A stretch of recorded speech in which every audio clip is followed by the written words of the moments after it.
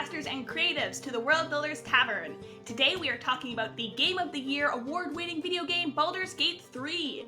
Now remember, this is a spoiler-full podcast, so consider this your warning. Now, grab an ale and pull up a chair. I'm Emma, your friendly barkeep, along with Allison. Hello. And Christiana. Hi. And we are so happy to have you here. Cheers! Cheers! All right, so for those of you who are unfamiliar, Baldur's Gate 3 is a role-playing video game developed by Larian Studio, which is based on the tabletop role-playing game Dungeons & Dragons. For those of you unfamiliar with Dungeons & Dragons, the mechanic system is based on rolling different-sided dice to determine the success or failure of your actions in the game. This can be interpersonal or combat or basically anything you want to do in game, you're rolling a die to see if you can do it or not. Baldur's Gate 3 uses these same mechanics, and it takes place in the fictional world of the Forgotten Realms, a vaguely medieval fantasy setting in an area known as the Sword Coast, which is one of the most popular D&D settings. So if you play D&D, you will have heard of this. You, the player, can either create an entirely unique player character or choose from pre-made characters to play as. You enter the main quest having had the parasite of a monster known as a mind flayer implanted in your brain, and you know that you must either have it removed or become a mind flayer yourself. As you work towards this personal quest, you are pulled onto an even greater adventure to save the realm from evil powers, or seize said evil power for yourself if you're going as an evil character. And there's also a myriad of side quests that you can choose to take on or not. That was a lot. This is a big game, and it has been taking the gaming world by storm the last few months. As I said, it's won a bunch of awards, and Allie, Christiane, and I have all been playing it voraciously. And actually, this wasn't originally on our episode list for the season, but we were like, we're talking about this game so much on our chat, we absolutely must talk about it on the podcast or we will explode. So Here we are. Yes. And Allie and Christiana, what do we think of Baldur's Gate 3 and its world? I love it. When you mentioned the Mind Flayer thing, I was like, that scene horrified me. At the beginning, when you have the worm put in your, and you like see it coming at you at the screen, I'm like, I can't look, I can't watch. No. There's a very graphic like worm crawling into eyeball, which I've played. The fun thing about this game, it's literally which I'm sure making my eyes water thinking about it too hard. One of the really fun things about this game is that it has, like, you want to play it over and over again because the story can go such different ways. So I've played it multiple times, and every time the eye scene, I'm just like, no. Yeah, I'm on my second playthrough. The first time I did a custom character, and the second time, my husband and I have been playing it together both times, and we wanted to try playing the built-in ready-made characters, and I don't like it as much. No? Because, like... you miss out on dialogue, right? Like, you miss out on their stories a little bit. I'm playing Lae'zel, and I was like, I would have no sense of her personality, really, if I didn't already know what it was from my first playthrough, because you just have you have the option to be kind and nice, and Lae'zel is not. So I'm, like, trying to pick the Lae'zel choices, but it's just like, it's not the same. Like, she's not the same character, because you have the choice to be different. I have not yet. I haven't done a pre-made character. I'm actually kind of concurrently doing 3 different playthroughs because I got to Act 3 and I was like, Act 3 is so overwhelming. I'm going to start another act so I can go back and forth. So I did that, and then my boyfriend and I decided to do the evil character. So there's an evil character called like Dark Urge or Dirge as is known, where essentially you still get to choose your actions, but you also have like these urges to do bad things that you have to like resist, or you have more like evil options. So we've been doing that one also, and oh my goodness, that one's we accidentally killed a bird. We as players, Dirge intentionally like ripped the wings off of a bird, and Connor and I, when both huge animal lovers, are like horrified. When you're in the grove and the healer is helping the bird. No! Well, because there's an option. It was like, imagine what it would be like or something. So like, okay, I'll imagine. And then it's like, you tear the wings off this bird. I'm like, that wasn't imagining. You lied to me. I was like, that's enough Baldur's Gate for today. I'm traumatized. Yeah. We killed the owlbear's mom in our first playthrough. No. It was very traumatic for me because I was like, this little owl bear now wants to be friends with me, but I killed its mother. And I It's like a brother bear situation. Yeah. I did the same thing, and then I was like, well, obviously I'll get to adopt this owl cub, and that makes me feel better. But there's like a specific sequence of things you have to do for the owl bear cub to show up at your camp, and I didn't do it right. So I'm Oh, like, well, now I just killed your mom and left you all alone, and I feel even worse. Like, yeah, that's rough. It's rough, Yeah. buddy. Yeah. There's a lot of just that's one of the fun things. I mean, that's the fun thing about the game is you get to make choices that actually influence Have an impact. Yeah. So often when you're playing, I don't know, it just a lot of the time in games and stuff, you feel like even if it's pretending to give you a choice, you're like, oh, I don't really have a choice. We'll It's end not up on gonna the same change the path story. anyway. Yeah. Yeah, and here it really does, which is so satisfying, but also can be very horrifying. Yeah, I felt like locked before I selected any choice. I always felt so. And also, I'm a save scummer. I'm going to say it out loud. I admit who I am. I will save before a choice and then get a result and be like, no, then go back. But also, I think this game is kind of nice for that because I play video games. I lead a very stressful life. I have a demanding career. I'm doing grad school part time. I have disabilities. I want to play video games to like have fun and have a happy ending. Yeah. So, but you can play it super hard and like it kind of like I feel like this game fits to every level of gamer in that sense, right? Like you have like kind of casual save scummers like me who are like, I just want to romance the wizard and have fun with it. And then you have people who are like, no hits, no death, going to the end. There's Like, a only new evil mode choices. Yeah. where you only get one, like you don't get to save. Honor You only mode, get- Yeah, exactly. And I'm like, oh, that sounds terrible. Too much for me. Yeah. So then if you're dead, you're just dead and you have to start over from the, like, I don't know. I kind of want to try it because you get your reward. If you finish it, you get like a pretty set of gold dice for the game. Like it's a digital set of gold dice. And I'm like, I want those. But yeah, that sounds very stressful. All right, so that might be enough for me to try. Right? My husband and I are playing on the hardest difficulty before that one. Wow. But it's actually not that hard, and No? I'm like, I think it's really? because we played once through already, and like we have tactics and stuff now. Yeah, so you're like, don't step into this room because people will jump out at you. Yeah, and, like, attack you. where we can like plan for battles that we know are coming and stuff. So it's fun. I am obsessed. Also, I feel the need to add another thing where I feel like maybe listeners will disagree with me of me being a safe scummer. I love Gale. So many people hate Gale. What? People hate Gale? Who hates Gale? When it came out, all I saw on TikTok were people making fun of Gale and being like, he's so needy, he's so whiny, blah, blah, blah. And like, he's so insistent. And I'm like, yeah, he was abused and abandoned by his god. Of course he has problems. We need to They're all so damaged. Little gentle baby Gale. I don't know. I'm such a Gale defender. I think Gale is cute, and he reminds me of a character from the first Dragon Age game who also people said the same thing of, but I really liked. I know. I don't know.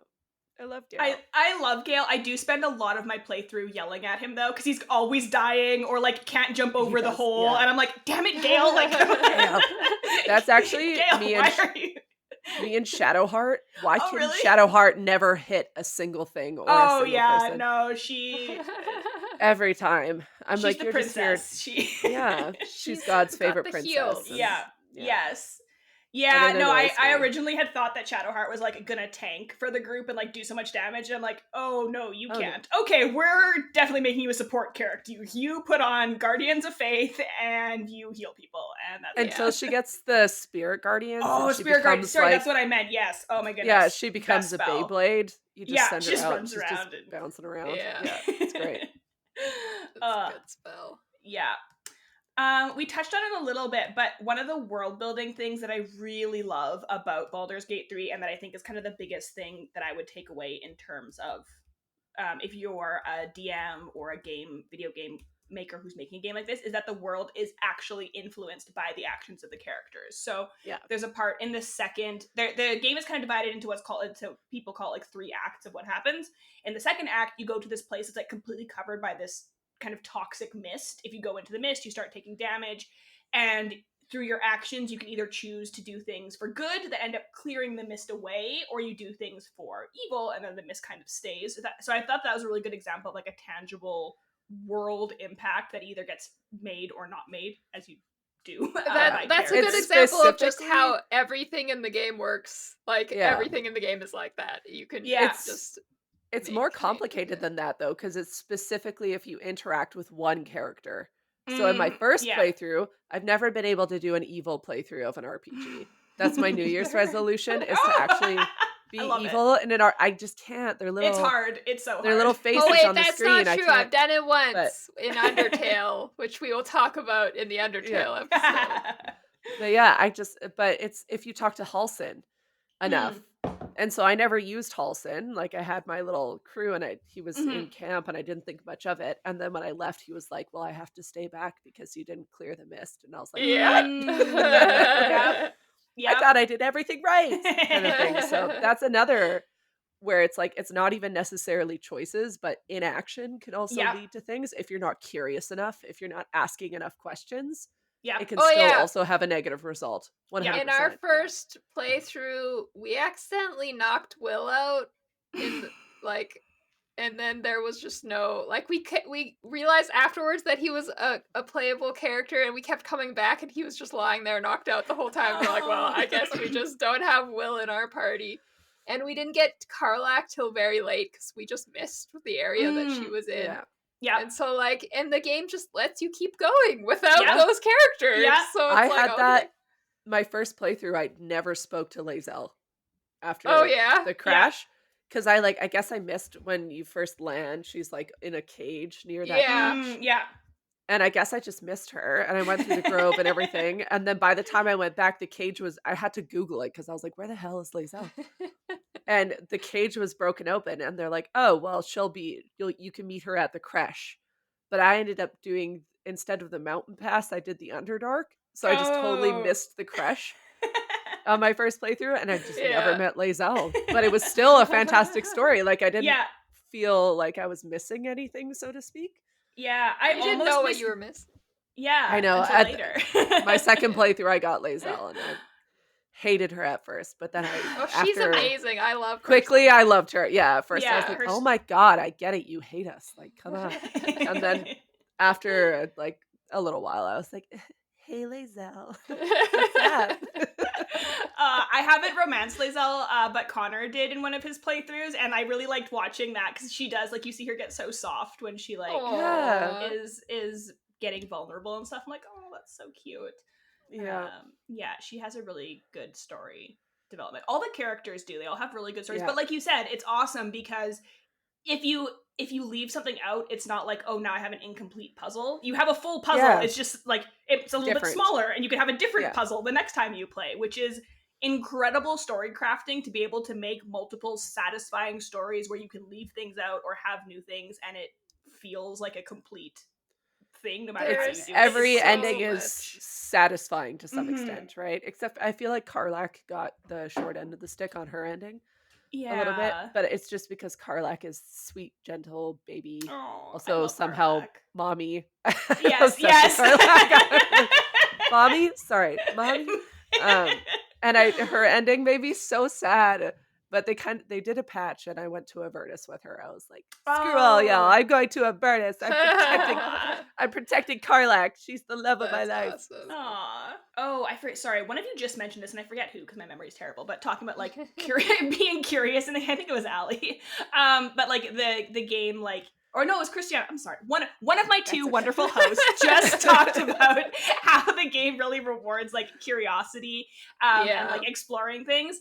And I think that that's also a really great world building thing.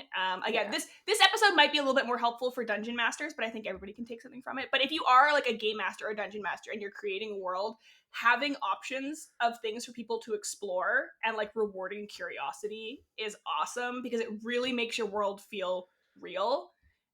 If there's like, oh, there's 800 barrels here, and I can search through every single barrel, and most of them will have nothing, but this one barrel will have something really cool in it, and I feel rewarded, is very fun. This type of storytelling, as someone who works on novels, is a bit foreign to me because And I've talked to a few DMs who all say the same thing, that they're like, "Oh, I wish my players had done X because I just had the best thing there for them, and then I couldn't, and they didn't go there, didn't do it." And you can't force your players to do it. And so it's like, you did all this work and had all this exciting stuff, and you can't show it, which just seems frustrating. But just the amount of writing that went into this video, oh my goodness, that went into this video game is ridiculous, which is, I mean, why it's a whole team of writers and not just one. Yeah. But it seems outrageous, and why you don't see a lot of video games with this much option, because it does take a lot. So much work. Yeah. And I'm really impressed with all the content, because my husband and I finished Act 1 and we're like, that's like a regular game we just played. Yeah, like, that's exactly. like a whole game. And there's 2 more acts yet. Yeah. This is pretty awesome. Like, well worth the $90 or whatever. Oh, It's so replayable. That's the thing. Like, there are far too few like major games these days that feel worth the price tag, because it's like they're $80, but like they're buggy and they need content patches for like months afterwards to become playable. And it's like 30 hours of playtime, which like isn't the end of the world, but this, it's like the replayability of it, and because things are so different every time you play it, it's like, goodness, like you could easily put 1,000 hours in this game and have a very different result every time, and that's so worth it. Like right before this, I played the Final Fantasy VII remake, which is amazing. It's so good. But I was comparing it, and I'm like, that was like, I think it was a $90 game. And they're making 2 more, I think, because this is just part 1. And what Larian Studios did was like give you all the parts in one game with it was just like, comparing it was like, well, now I feel a little ripped off. Like, but you know, this is how video games have worked for so long, and I think a lot of game developers might be panicking a little bit, because they're like, oh, now people are going to expect this. No, Larian now was they know totally, this is possible. a dark horse, really, like coming up and producing something that is like, you can tell every person involved in this game really cared about it and was like totally behind it. And I think that's something that transcends just video games too. Like I feel like often in novels and shows and movies and things like that, you can tell when the people involved like just thoroughly believe in that thing. And that's something I don't see a ton in video games. You know, like video games are often fun, but it's rare for me to hit a video game where I'm like, everyone clearly gave a shit the entire time and like really went for it. And like, it's not, and that's not at all to disparage people who work on video games. I understand the working conditions are often long hours and hard days. The companies often suck and like drain I was gonna that say, like it's passion the company. out of it. It's not the employees, it's not the actual people working on it. It's the companies kind of like forcing it. But this one, Larry and the studio itself seem to actually really care. Yeah. Which is really nice. I mean, we can only know that so much for people who don't actually work on video games. I don't know. But it does seem like it. Which I've been following all the voice actors. The voice game, actors are and incredible. They're all so lovely, and hearing them talk about their experiences with the studio makes me like the studio a bit more. Like all of them have had really positive things to say about the experience, and that makes me feel better playing a game, being like, the people who worked on this were happy. They weren't turned into husks by the process and like drained of their will to live. There was an interview that I saw part of with the voice actor who played Astarion, and he was talking about how he was really impressed that Larian went to the effort of recording gender neutral pronouns for like the player character, because players will talk to you, or you'll have options where it's like she or he. And he was saying, like, it's a big deal to add another pronoun. Like, you have to re-record every line for every character. He's like, this is a big deal. It costs a lot of money. And they were like, no, it's worth it. We're going to do it. And he was like, that really impressed me that, like, the company was willing. Because, of course, you know, oftentimes it's that bottom dollar that's the most important. And, like, in this case, they took the extra time and expense. So I'm like, that's very cool. Go ahead. I felt very safe playing the game as, like, a non-binary and queer person. Like, it felt, I don't know how to describe it. It's always really nice to engage with media where it's maybe it's not perfect. Nothing is ever perfect because every like queer or non-binary or trans person's experience is unique to their own lived experience, right? But like never felt put out or uncomfortable or anything. You know what I mean? There are some video games where I'll play where I'm like, guess I'm a woman, guess I'm a dude. Yeah. Like Yeah. those are that's it. And this one felt, even though like the physical character design was very binary, the story itself and like the fact that you could romance any character of any gender and all these things and you could pick your pronouns and like that felt very comfortable to me. I didn't feel like an outsider at any point. So I was thinking about how much work they put into voice acting and dialogue with this last playthrough. I respect Will as a bard as my second character. And the bard has what's it called where you make fun of people? Vicious That mockery. oh, yeah, I vicious think it's mockery. vicious Yeah. mockery. And every time you cast it, he says a line like, "Oh, you son of a mother's goat," or what, like whatever it is. And there's a bunch of different ones, and I'm like, they had to have every voice actor do this in case you played them as a bard, and like how Yeah. just this one Yeah. thing must have been Yeah. so much extra lines of dialogue, and how they just carried that across for the whole Yeah. game. Yeah. It's It also must have been the bonkers. funnest day of recording. To To just stand there and just like spit insults over and over. It'd be so fun. I will say, I think that thinking about Ali, what you said about like all the work that goes into it that you might not even see, because if if you're a DM and your players just Yeah. skip past that, or even if you're a writer, sometimes we've talked about before, I think how people have trouble with sometimes overdoing the world building, like lore dumping and that sort of thing. And I think it's Yeah. often because you feel like, oh, I did this so much work on the world, I need to put it all Yeah. in there. Yeah. But I think maybe this can like comfort you that like even if you don't get it in where you thought you were going to, it'll still make the world feel richer and more lived in, even if you end up cutting it out, because that's just what happens is those little details sink in, even if it's not explicitly in the text. And then also, you can use it later. Like if you're a game master and your players like walk past a monster's lair, that wasn't there. It's down the line now. It's at the next town. Or like if you're a writer and you cut out a scene, or you even cut out like a B plot from your novel, that's just another novel there. That's another short story. Like all of like material can be recycled, and that's just, you're just doing work for future you. It's great. You might not reuse it, but that is also just part of the work of being a writer too. Yeah. Like it's not that, and it's not that it's garbage and was worthless to write because writing it got you to the final draft. Exactly. Right? Yeah. It informs everything around it, whether it's in there or not. It's informing things, and I think that is the biggest lesson in writing, whether you're doing fiction writing or nonfiction writing. I'm experiencing this a lot doing a thesis in grad school. You have to kill your darlings. Sometimes you have to get used to it. You'll have like the perfect paragraph. Does it actually contribute? Does it actually make sense? Do you actually need it? No, kill it and move on. It's not a personal thing, and I think that's something like a lot of people need to recognize, both in video games too, right? Like where it's not always the end of the world. Does the person leave with the understanding that you wanted them to have? Yes, great. You know what I mean? Like it's okay to kill things. I mean, it's not a personal thing.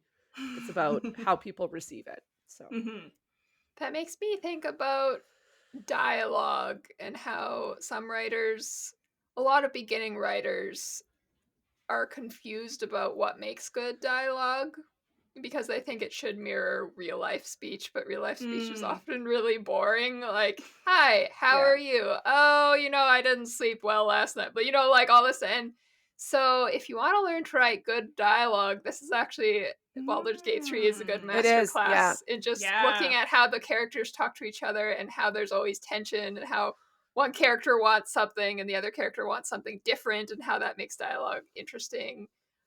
So that would be a good excuse to play Baldur's Gate if you're wavering. It's work. It's it's going to inform your writing. It's for your craft. Yeah. Actually, this is your homework we're assigning you is to play Baldur's Gate. Yeah. But the dialogue is good, and I think they capture something that I think another thing authors specifically authors, I'm calling it out just because people always say like you can't write how you speak. That's not necessarily the issue. The issue is that people don't read the same way they listen.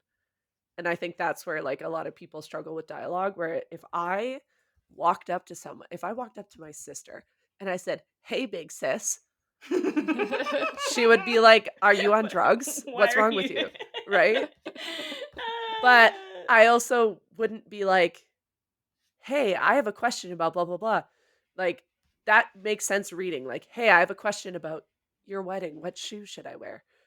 That makes sense reading, but how I would say what I would say would be like, "Yo, what shoes?" You know what I mean? Which doesn't help for the reader. So like you need to think about how people read, not necessarily how people Mm. talk. Yeah, I dialogue think is some in of it. novels is kind of a stylized speech. It's not Yeah, what you're gonna exactly. get in It's real not life. quite what you say in real life. It's close, but it's Um, not quite. But So there are still a lot of things you can learn about dialogue by listening to real life conversation, like the yeah, way people talk and pet words and yeah. different mannerisms and things like that. So it's not a total waste of time to listen to people No, talking. definitely, especially with Baldur's Gate 2, with your dialogue options as well, like the way they're written out. Like you don't, Yeah. for people who haven't played, you don't, if you're playing an original character, you don't really hear their voice. They have some throwaway lines. The one that's always stuck in my head is "cursed to touch everything" as you're going around. Wish I had a bag of Um, holding. yeah, Yeah. and but when you're selecting the dialogue, it's literally just like Astarion will be like blah blah blah, and then you have like a little list underneath of your dialogue options written out. Yeah. And I think they do a fantastic job with that of catching the tone, because there's been Mm. video games before where it's like you think what the dialogue selection you're choosing is like a neutral or happy thing, and then they just like bust a glass. Your character busts a glass over the person's head, and you're like, "What? No, that's not what I wanted to do." Uh, Baldur's Gate is fantastic for that, where it's like it is pretty clear, like if something's sassy, if something's Mm. positive, if something's Yeah. negative, they're good with that. Yeah. Yeah. And I think you could, as a, like, so obviously, if you're a game master and you've got players, you're not, providing them a list of 5 things that they could say. And sometimes the hardest thing about DMing is like that your characters or your players, excuse me, will do something like insane that you hadn't thought of. And you're like, oh, how do I Yeah, respond to this? But I think one thing you could take away from this is like, even if you have a vague idea of like, okay, my NPC says this, and if the player comes back with something positive, they might react like this. If the player says something negative, they might do this. Like, just have a couple of yeah, options in your head, because then at least you have a few more paths to branch off of, as opposed to just being like, oh, I'm absolutely sure that my players are going to react positively to this, and I'll have one thing planned out. And then if they say something negative, you're completely caught flat-footed. So it's nice to have a few different eventualities in mind. Mm-hmm. yeah. Okay, because I am a Shadowheart romancer, she is my favorite princess. I know that Allie had some thoughts about character and characters relating to world building about Oh Shadowheart. yeah. So, I mean, Allie, we talk kind of about. talked about that earlier already, but I just have in our show notes that I love Shadowheart Oh, story. Her story is my favorite. And I guess spoiler, because it can go really differently depending on your choices. She either follows Shar, the evil, dark, shadowy goddess, or Saloon, the light, good goddess. And Yeah. I was not expecting her hair color to actually change Yeah, when you go with that was Saloon. great. Yeah. Um, Also, very we, relatable to have a big life change and then to dye her hair. Like, I gotta bleach my hair. Yeah. Yeah. her story though, it touched me. I don't know. Yeah. Like that fact that she thought she was abandoned and then taken in by these religious folks when in fact she was stolen by them. Yeah. And then Mhm. just like the choice that she, aka you, have to make about what to do with this information and who to follow and who to trust. I don't know. It was just, and it was all merged in the lore of the world with these two goddesses, and I don't know. It was just really good. That's really all I wanted to say. Yeah, it's always interesting, I think, to look at having religion in stories in worlds where it's established that God is real, right? Like it's one thing to be like to have like a character who's like, oh, I don't know if I believe in God, but it's like the gods are real. They're literally you right can in see front of them, you you, can talk to them. so So it's like, yeah. okay, but you still want tension. So then the tension isn't, oh well, do I believe in a greater power? It's, Which oh, my one? greater power is evil, or my greater power, yeah. like, with Gale, manipulated me and like didn't give Yeah. anything back, and like, so it's really fun to see that, and it's a really great world building thing, like you said. That's very fun. Yeah, they do religion well. It's very D&D. Mm-hmm. Yeah. Yeah. Giant pantheon. Well, with that, we should probably move on to Proprietor's Pick. Yeah. And I don't actually remember what book I picked. It's written down here, so It's a surprise for us all. I just have, so I'm going to read the summary here. It is The West Passage by Jared Pachacek. I might be butchering that. I'm sorry, Jared. Came out February of 2023. And let's see what it's about, you guys. When the guardian of the West Passage died in her bed, the women of Grey Tower fed her to the crows and went back to their chores. No successor was named as guardian. No one took up the fallen blade. The West Passage went unguarded. Now snow blankets gray in the height of summer. Rats erupt from beneath the earth, fleeing that which comes. Crops fail, hunger looms, and none stand ready to face the beast stirring beneath the poisoned soil. The fate of all who live in the palace hangs on narrow shoulders. The too young mother of Grey House sets out to fix the seasons. The unnamed apprentice of the deceased Grey Guardian goes to warn Black Tower. Both their paths cross the West Passage, the ancient byway of the beast. On their journeys, they will meet school teachers and beekeepers, miracles and monsters, and very, very big ladies. None can say if they'll reach their destinations, but one thing is for certain, the world is about to change. There we go. Okay. Is it gonna change because the big ladies? Yeah, I think I was going for like a quest of misfit adventurers type theme here. So it sounds fun. I kind of want to read this. I should have this to here. Allie sold herself on the book. Yeah. I convinced myself. Past Allie convinced present Allie on this book. Cool. Oh, that does sound cool. Yeah. I'm also really curious about those big ladies. What is that about? Same. What's big ladies? I want to play that Resident Evil game with Lady Dimitrescu or whatever her name is. Ooh, she's like a big, super tall, big booby vampire lady, and I'm like, sign me up. That's everything I've ever wanted. So that's what I'm choosing to imagine they mean by big ladies. With that, I think we are at last call. So we're going to share our concluding questions and thoughts for you, our dear listeners, about what we can take from the world building of Baldur's Gate 3. Allie, what do you think our listeners can learn from the world of Baldur's Gate 3? So I was thinking about how big and diverse and expansive this world is, mostly because of the large group of writers responsible for it. And how does that inspire me as a novel writer or as an editor? And I thought, you can't really replicate that unless you're writing a book with 10 other people, that would just be chaos. Yeah, but you can surround yourself with a team of people and beta readers and editors that will function somewhat. It's obviously not the same because they're not writing the story for you, but it can help you make your world more diverse, especially if you're using sensitivity reader. If you're writing something with people that you don't have an experience with, it can be useful. I don't know. That was my thought. Just try and surround yourself with good people to read and give you feedback, and to leave yourself open to taking in that feedback. I think my advice would be kill your darlings. You gotta do it. And as Ali pointed out, I think a lot of people hold on to it because it's like, I put so much work into this. I can't possibly imagine it not Mhm. happening. Mm. It's still working for you and it's still serving you because it is informing all these other things. And whether it's included in the book or not, if you are writing it with that background knowledge, it's going to feel more full and more Mhm. complete, whether it's actually written in a paragraph or not. Right. So I think Baldur's Gate 3 is a fantastic example of you could totally miss Lae'zel, you could totally miss Will. You can, as we all shared, we all missed companions at some point in time, but still had a satisfying experience. And I think that's something that a lot of creatives struggle with is letting go of Mhm. things. And Mm.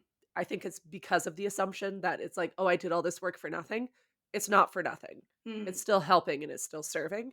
It's Mhm. just maybe not on the page. Even So if those darlings are things that you completely rewrite and change, and so yeah, they don't actually inform your world building anymore, they yeah, still like write the act of writing something is practice, and every time you do yeah, more of a thing, you get better Yeah. at it. Yeah. So exactly. it's Yeah, gonna help you become a better writer, even if you end up not using that thing at all. Yeah. And you yeah, never and know that when it might come back. Like, you don't end up using the jewel colored flower in this novel. But then 10 years from now, maybe you're writing a story and yeah, you're like, you know what would fit here? That thing that I made 10 years ago that I never had yeah, a spot. It might not. You might never, but like, you never know where your stories will go. yeah, Yeah.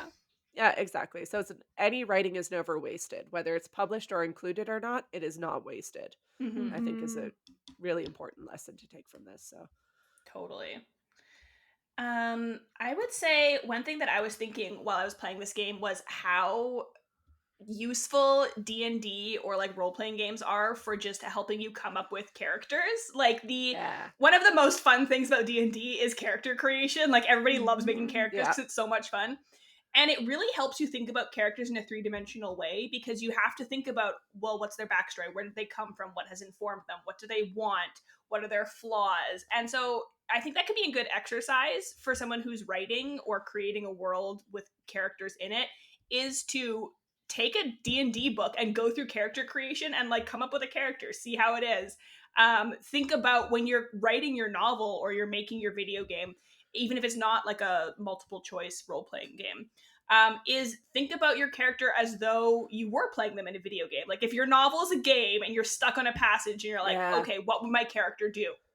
If you were playing this as a video game, what would you do? Or if you're really stuck, roll a dice, see if it's a high number and what they're doing is successful, or a low number and it's unsuccessful. And even if that doesn't end up working for your story, it can get your brain thinking about it in different ways and yeah, thinking about like, oh, what's the worst thing that could happen here? Like if I rolled a 1, what is the worst thing that could happen to my character when they fail at this thing? And then do So something even worse. yes, yeah, yeah. Yeah, so I think it can be fun. Like games allow our brains to think in different ways than we kind of yeah, do when we're focusing or trying to be, businessy. So have Mhm. some fun, play a game, do some character creation, and see what creativity that unlocks in your brain, and if it helps you with your story or your world. Those are all things to ponder when you're building your own world. And unfortunately, though, this does bring us to closing time. Ah, darn. We would love to stay longer, but these glasses aren't going to frost themselves. So, thank you so much for joining us at the tavern. We hope to serve you here again soon. And if you just can't bear the thought of waiting 2 whole weeks for another episode, you should join us on Patreon, patreon.com/worldbuilderstavern, where you will get access to our bonus after-hours shows, as well as our very cool world-building resource for a world that we built last season called Voxia.